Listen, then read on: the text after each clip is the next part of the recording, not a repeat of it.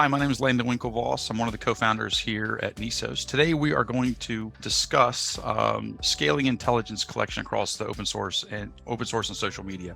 A little bit of background of why I brought this panel together is pretty simple. I think a lot of people understand what open source intelligence is at a very high level. I think that when you drill down into how it solves business problems across a different array of security landscapes, particularly around trust and safety, particularly around cyber threat intelligence, physical security. I think it then becomes a little bit more nuanced in terms of how you use that different information, what that information really is, and really kind of how it's actually applied, how it's collected, how it's aggregated, how there are intelligence gaps that are filled with open source intelligence. And I couldn't ask for a better panel to present. We'll have everybody give a background around themselves, but I guess I would just want to preface this conversation when I kind of brought this panel together. I wanted, Janae has a lot of experience within the physical security space. John Grimm is certainly an expert in the cybersecurity space. And of course, Jamie Kane is an expert in a lot of things, but of course, really, he's got a lot of background in CTI as well as fraud. So as we kind of talk through those major use cases, they'll probably be bringing their perspectives from those lenses. So with that, let's go around the panel. John Grimm, and then Jamie, and then Janae, could you introduce yourselves? Absolutely. Thanks, Lillian. And thanks, everybody, for the opportunity to be on this panel with you. John Grimm here. I direct the cyber threat intelligence efforts for Experian. Prior to Experian, I worked in the corporate world for about 11, 12 years doing digital forensics, investigative response. And prior to that, I was with the United States Army as a badge and credentialed cyber counterintelligence agent. So happy to, again, be on this panel. Jamie Kane. I'm from Oracle Corporation, working in anti-abuse detection right now. Previously, I've worked for corporate America in a couple of key roles in intelligence, and prior to that, similar to John in the U.S. government. Hi, everyone. I'm Janae Hom. I'm one of the VPs of Intelligence Services at Nisos. Prior to Nisos, I spent a little over 20 years in the Air Force as an Arabic and Korean linguist. And Janae, we'll try to keep things as short and sweet for your voice today. Thank you very much for joining us. I know it's always challenging. I think when we start off, let's talk about what actually open source intelligence means. And in my opinion, and just in Nisos's career over the last 7 years, it really means three things. It is open source intelligence and research from a lot of the different data. It's direct threat actor engagement, and it's technical signatures analysis. So think NetFlow, passive DNS, a lot of the different more technical data sets. That was what we really think of when we think of open source intelligence. And then you really have to really apply it to whether it's a fraud, cybersecurity, or physical security landscape. I guess let me just go around the horn real quick and kind of think about that. Like, John, would you agree that that's a more nuanced version of open source intelligence, than what we've traditionally kind of seen, or would you agree or disagree with that? I would agree. It's anything that's outside the edge, like you said, telemetry, anything that's available to the public or available by request, purely open source. I think you nailed it there, Landon. Jamie, anything more to add there, or agree or disagree? No, I completely agree. I think he's nailed it. Janae, anything more to add? No, same for me. I would say, there are definitely types of telemetry, such as whether it's contact data in NetFlow, that it's probably not as easily acceptable or accessible to your average OSINT researcher, but I think it all falls into that category. Awesome. So since we're aligned on the definition of open source intelligence, kind of let's go through and kind of talk about, let's start at the collection management process. So when you're doing collection management and intelligence requirements, this come to play in successful OSINT activities, particularly around cyber threat intelligence, fraud, executive protection. Kind of walk through what that how you think about collection management and priorities from those different lenses. John, we'll start with you, sir. Sure, absolutely. So it's all about the consumer, right? Knowing your audience, or whoever's going to be consuming the products.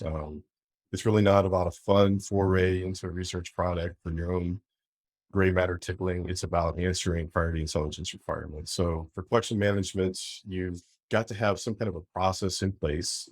You've got to have a process in place that mirrors or builds off of those priority intelligence requirements.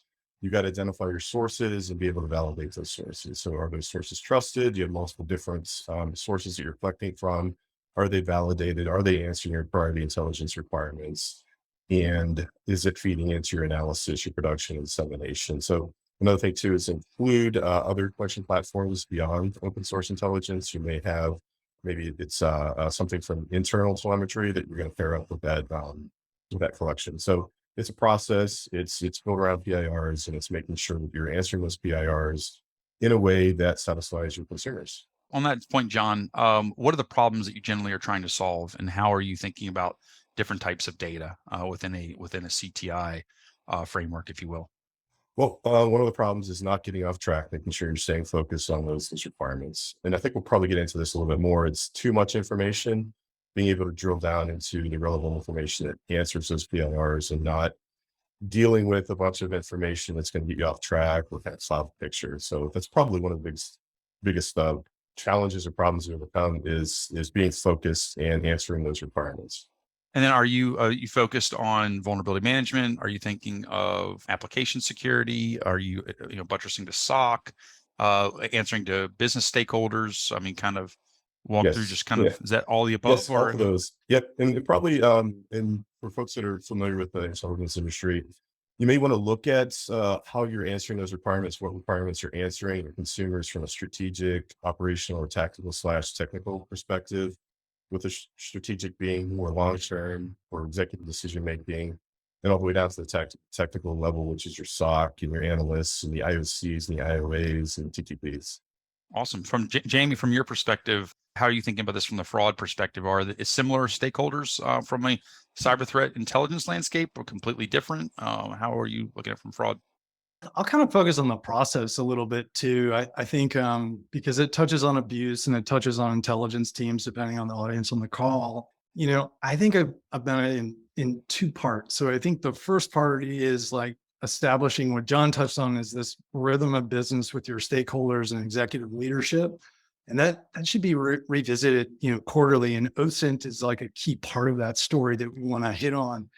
And then I think the second piece is you got to figure out how to take that story and document it and make it live somewhere.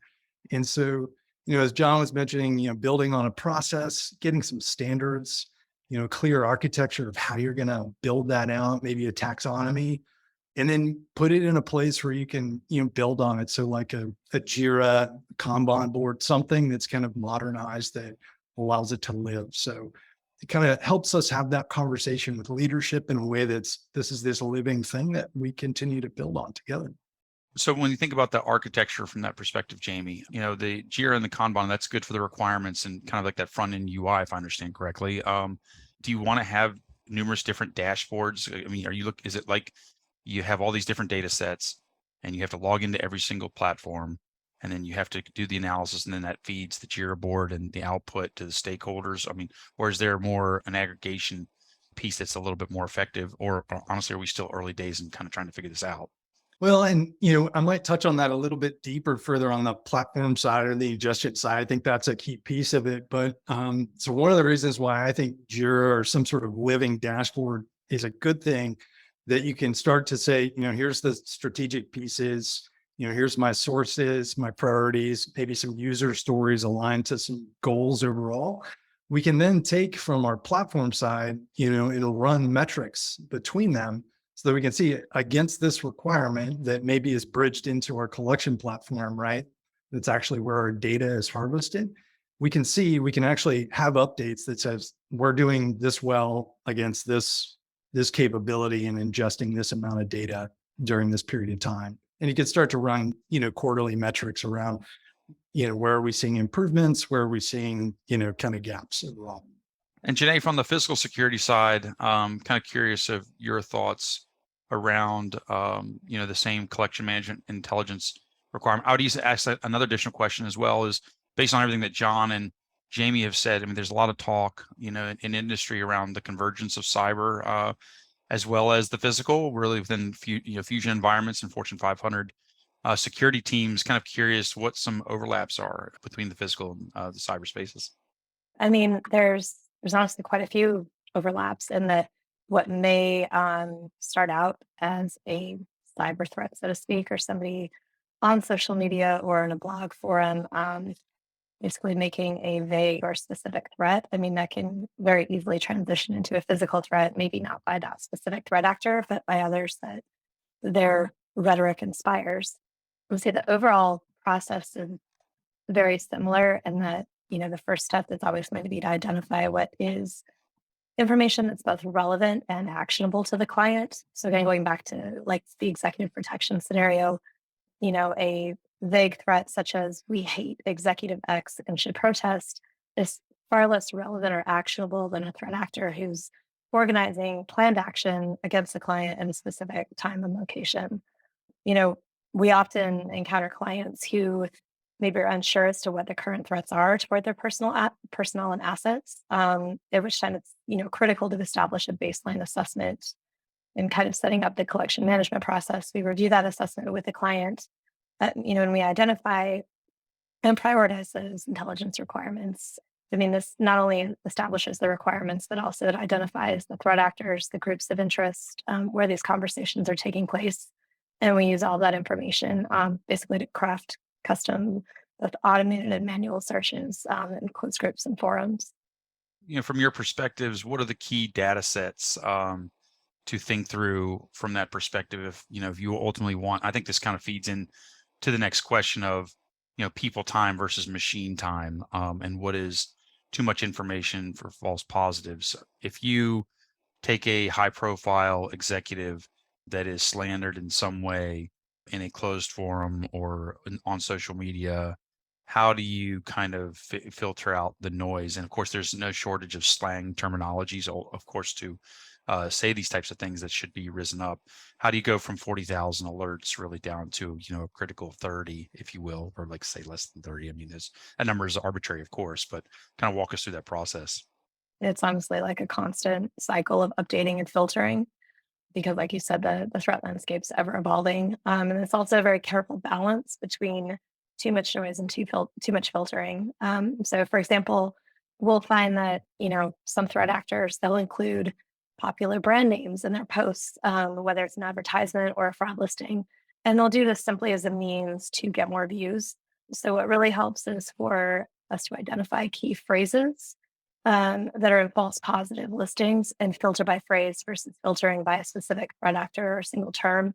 Because if you do something like that, you might risk the relevant listings.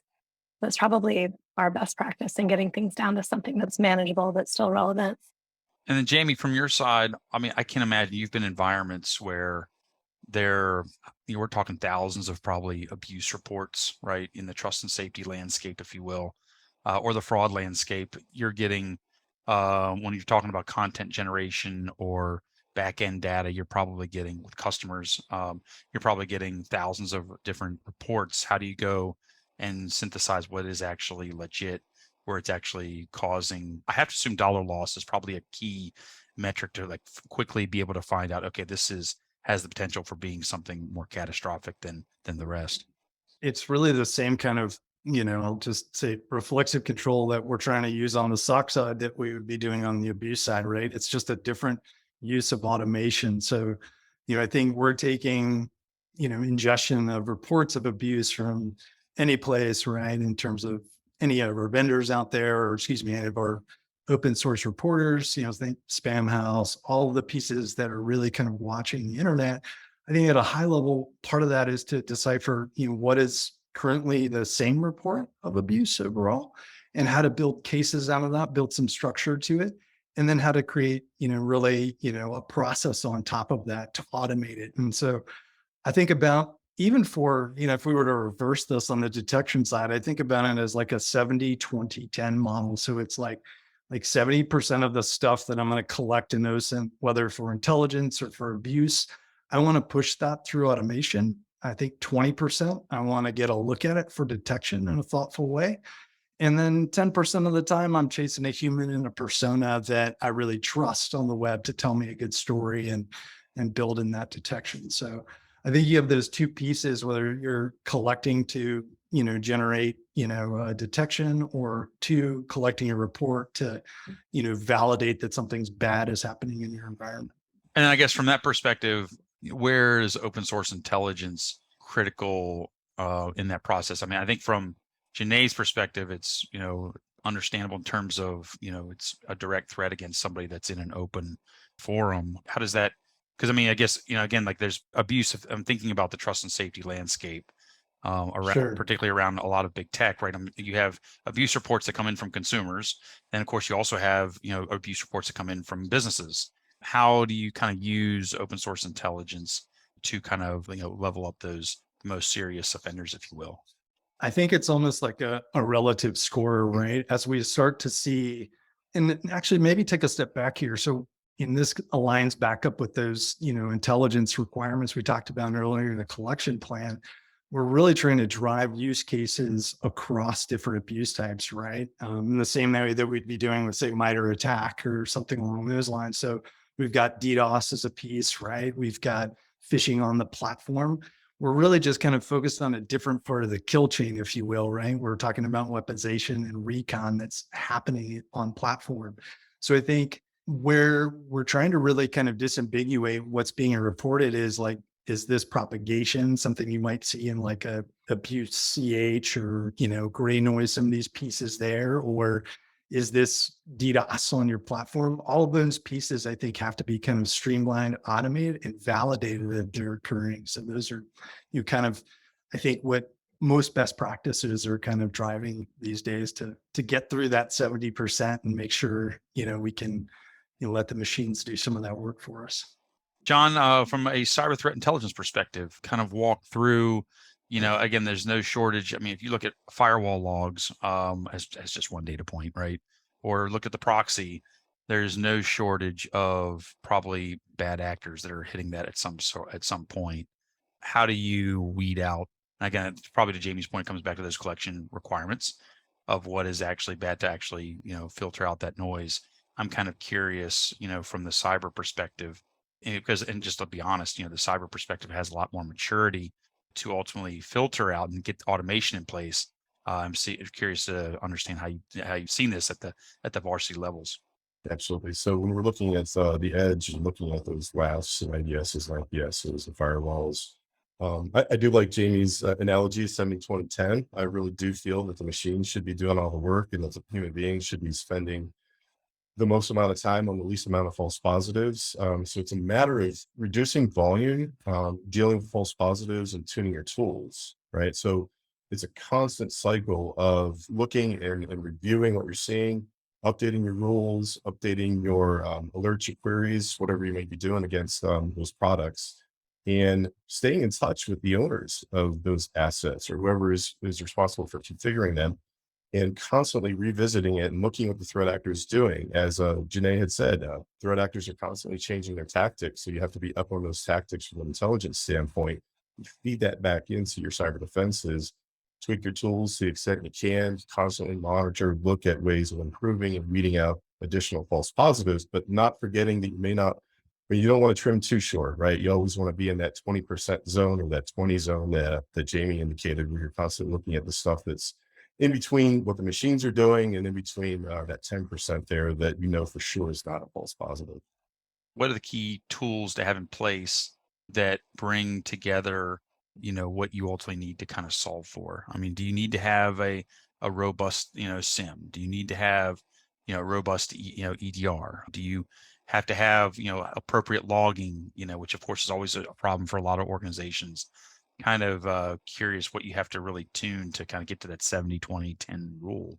So all those tools are ideal. A lot of organizations may not have resources for all those tools. But definitely, if you have resources for a SIM, a SOAR, UEBA, as well as your edge, as we discussed, the firewalls and ADSs, but also that open source piece, right? When you're looking at those different sources and filtering that back into your overall intelligence cycle and the feedback into informing those tools and whatever adjustments you need to make. One of the things I wanted to kind of hit on too with open source intelligence is your sources. Are your sources industry articles, right? That tend to be out in front in terms of what threat actors are doing, or maybe it's a vulnerability, an exploit, there's a point of or the proof of concept that's being used by threat actors. So you want to get out and understand right away as soon as possible what that CVE might be, and then bounce it against some of your other sources, maybe the more trusted sources like government sources, as well as vendor sources, and see if you have an issue there, and then feed that back again into those tools and those defenses there to alert on any potential attacks from threat actors looking to exploit that vulnerability or leverage some new piece of malware or whatever they're doing. So varied different sources, open source when it comes to social media, but also open source when it comes to government and other trusted sources. So you mentioned these sources. Let's dive into these sources. I think anytime we're pulling together an intelligence program, looking at the requirements, we're looking to have a threat-informed defense, right? Mhm. Jamie, from your perspective, when you think about threat-informed defense, which, I think you'll probably go into what that means. What does that mean for open source intelligence? And what are the critical open source intelligence sources that should be evaluated from having that threat-informed defense perspective? I'll kind of give an answer with a little bit of a question, just rhetorically. I think one of the things CISOs or many have asked me is like, well, how much intelligence do I have in my environment kind of already within our tools, right? So, one of the things is, keeping a close eye on, what's our baseline in the environment kind of end to end around what threats are we seeing. So I think once we've established that we kind of know what we see day in and day out, we're trying to like fill the gaps with some context at each layer of defense. And so that, in the abuse context, that may be like we see a certain amount of DDoS kind of coming off platform or coming inbound. We're learning from both of those scenarios, right? In the same way you would inside of your own company, right? On the enterprise side. And one other, I think, one of the key pieces is where are you getting some redundancy? So I think back to, giving some old colleagues a shout out over at, Proofpoint, they've got some great ET Pro rules. I just went to check the rules today just for fun. And if we think about how things are stitched together throughout the entire pipeline, so if you're managing an IPS, you're fortunate enough to have a team that can do that for you. You got Sarah rule sets. In the rules today, we had SOC Goalish, you had Gamma you had Lazarus. All of those pieces, I think, are reinforcing controls for whether it's the phishing component of that or whether it's the EDR component. And so we're looking to really kind of, I think, bridge that story there. And what you'll notice, even in the rule set today, is there's shout outs to specific requirements you could have with your customer, which are stop malvertising if you've got a, ad problem in your environment. So there's key actual Twitter, handles within the rules that I think can really reinforce kind of who are the personas that are actually specific use cases and how can that kind of carry through in the rules and technology we're deploying. John, how about your thoughts on the cyber side from that perspective?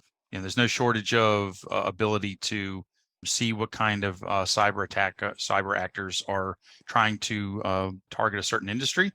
I'm sure that's probably where you start. But then where does open source intelligence kind of feed into that? And what are the critical sources there? I've kind of talked from two different standpoints. First is kind of onion layered approach where you look at threats targeting your specific organization. And then maybe the next layer out would be your peers, right? And then your industries, maybe your regions, and then targets of opportunity, right? Ransomware as a service, for example. So kind of look at that and build your PIRs and focus those on those layers. So that's one way of doing it. Another way of looking at things is something I picked up in the military was the military decision-making process. Okay, there's so many threats out there, right? In the kinetic world, but also in the cyber world. So how do you want to organize your defenses against this, or more specifically, your countermeasures? So one of the ways you can look at your threats is from the standpoint of the most probable or the most common threats that you expect to experience. Okay, and the courses of action, right, in terms of what those threat actors take. So that'd be your NPCOA, your most probable course of action, and then you also want to look at the most dangerous threats, right? And your most dangerous course of actions for those threats that could bring you to your knees. So simply put, if you're looking at the probable or the common, these are the everyday ransomware as a services or the everyday attacks that aren't really an advanced persistent threat. Okay, that's probably what's going to be hitting your defenses. But you can't forget about the dangerous or the lethal threat actors like your advanced persistent threats. So one of the things you can do for that is look at maybe your top 5 or top 10 known threat actors. And Jamie mentioned MITRE ATT&CK framework, identify the TTPs associated with those threat actors and align your cyber defenses for those dangerous ones, but also for the common threat attacks. And then Janae, on your side, same thing on the physical security side. Kind of walk through what a threat-informed defense means, and kind of curious if that's any. I'm sure it's a lot different, on the physical side. Where's there similarities? Where's there differences? It can be very similar. It can be very different. I mean, it definitely depends on the question that you're looking to answer. If it is for my team in particular, I mean, we cover everything from executive protection to, platform abuse. So maybe we're going to be looking somewhere different for threats to an executive than we would for threat actors looking to bypass multi-factor authentication, right? However, maybe they're in the same place. So it really comes down to having access to the sources where these conversations are taking place, but also thinking ahead as to where these conversations may migrate to. So, for example, if you have a group who is operating on mainstream social media or a forum like Reddit, for example, but you see that they're continually getting kicked off, you want to already have access to the places that they might migrate to, whether that be deep and dark web, alternative social media. And you can do this by, looking at similar cases, kind of historical examples as well. Where have hate groups migrated to when they've gotten banned from, say, Slack or Discord, for example? Have they migrated to Telegram? Okay, look at that as like a likely alternative for whatever group that you're particularly tracking. So I think it's knowing where the conversations are happening now and having access there, but also being prepared to pivot at any given moment. At the end of the day, threat intelligence drives two things. You got to block better, or you got to enrich, right? And I think from there, you're selling outcomes. You're generating outcomes that stakeholders can actually do something with. And I think we'd be remiss if we didn't talk about what those outcomes can be, and furthermore, talk through like how open source intelligence can really drive that analysis and follow-on production. Kind of curious from your perspective, Janae, how you guys think about how your teams think about outcomes, and how open source intelligence can really drive that.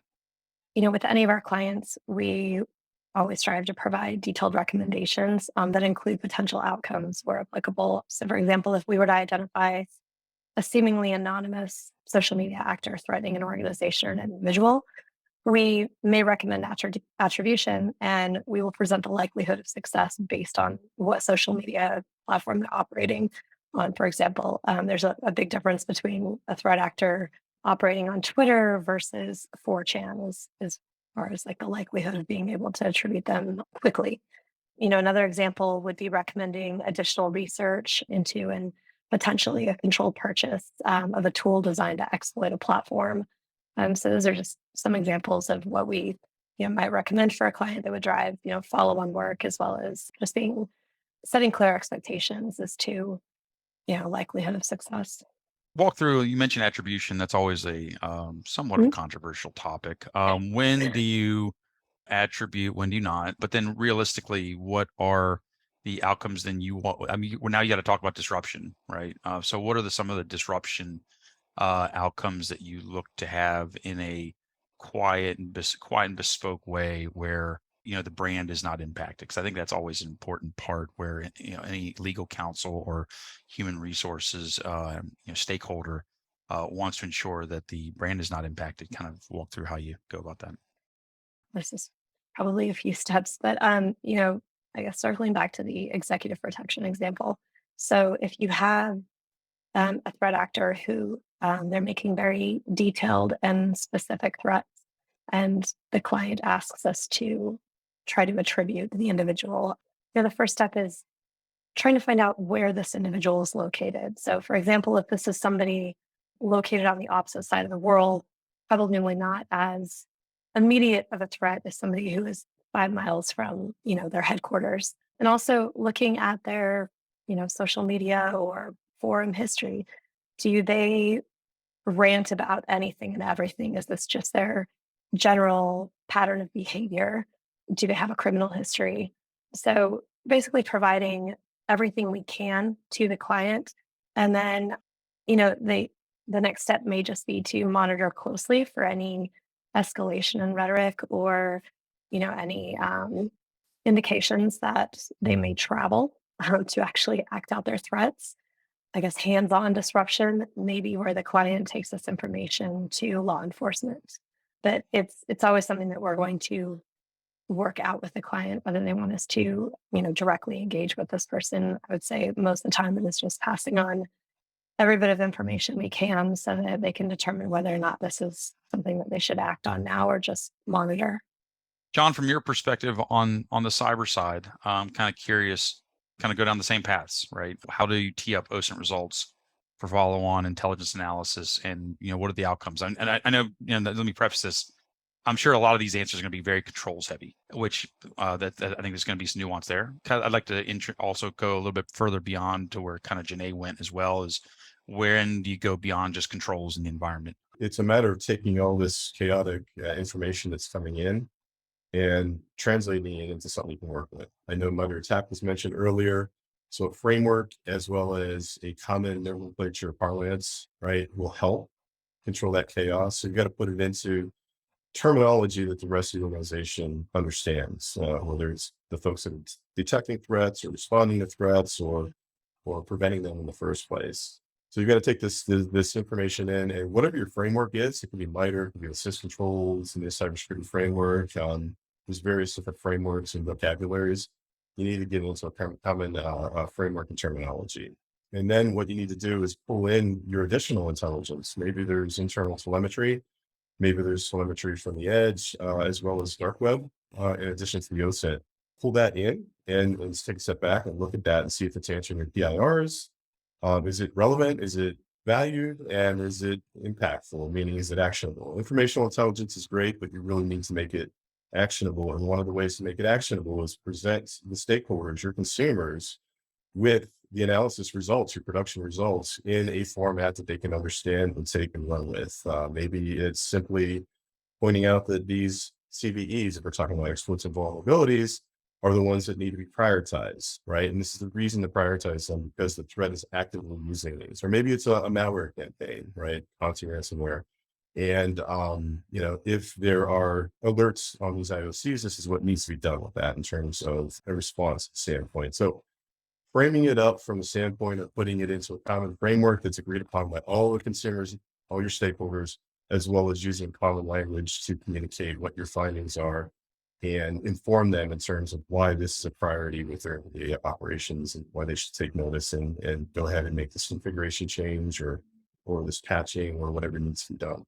With everything you described there, how does open source intelligence kind of help feed that process, I guess?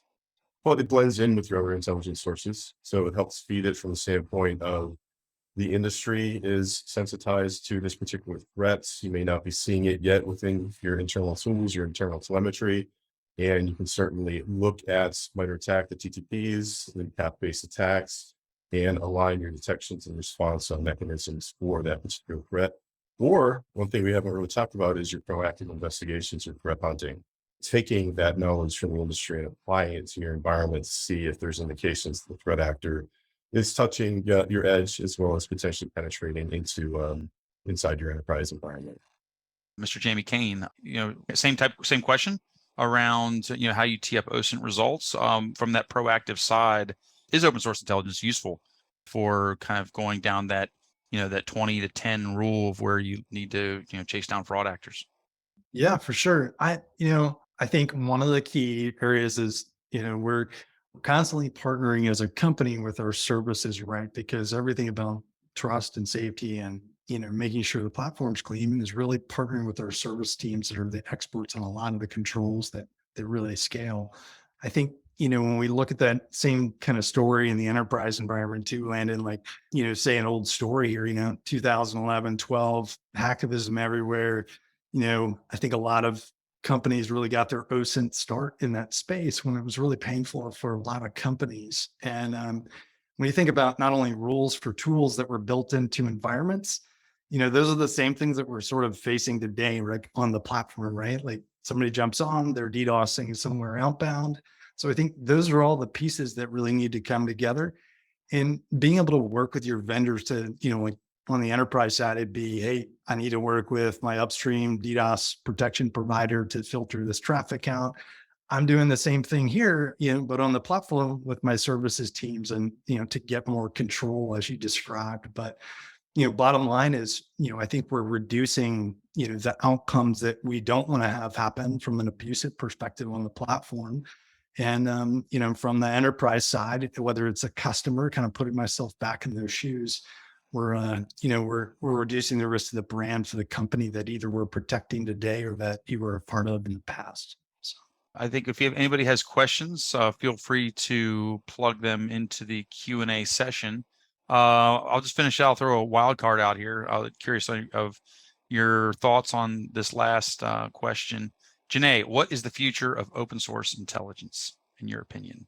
I don't know that I would say that it's going to change much other than our threat actors are going to continue evolving and getting more creative at basically avoiding detection. I mean, that's honestly the biggest challenge. It's while our, TTPs evolve and we become more advanced, so do they. So I think it's just going to be a constant challenge to keep up with changing times. John Grimm, your thoughts, sir? The open source intelligence future is going to be bountiful. It's always going to be there. The volumes are going to increase. So that really leads into having good collection requirements, reduction of false positives, constantly tuning your tools to make sure that what you're ingesting is this useful. Taking that 70, 20, and 10 approach as well is going to help out things. And finally, Jamie Kane. Well, I think, machine learning's here to stay, right? And I think there've been a lot of really good talks at Black Hat in the last few years around, how are we ingesting this sort of terrain of open source data and making sense of it from what's duplicative, what are we learning, kind of where those hotspots are. I think it's going to drive a lot more kind of consolidation long-term of what kinds of tools we use to do this. I think we've got so many more options and APIs available to do it at scale that it's going to become the thoughtful framework, that we're using to apply to all of that and schemas to make it really run and, accomplish that, time-saving automation we hope to have. So you think that there's a need for federated search, if you will, across multiple different open source intelligence data sets that ultimately kind of are able to not only monitor, but also investigate depending on what the problem is? Is that fair to say? Yeah, absolutely. And I think if we look back, there's like a lot of cool analytics tools that I think, either the government used in the past where you could shove a bunch of reports where we're doing, text analysis, natural language processing. And now as we've grown the machine learning skills, I think you're going to see any input just needs to work with the schema. And it doesn't really matter what box you got in the middle, like you're going to get better results on the other end because you got good models working for you. John, Jamie, Janae, thank you very much for joining us today. We'll give everybody 15 minutes of their day back. Thank you, everybody, for attending. I see a lot of friendly faces here in the crowd, and appreciate everybody's time. And thank you again. Have a good day, everybody.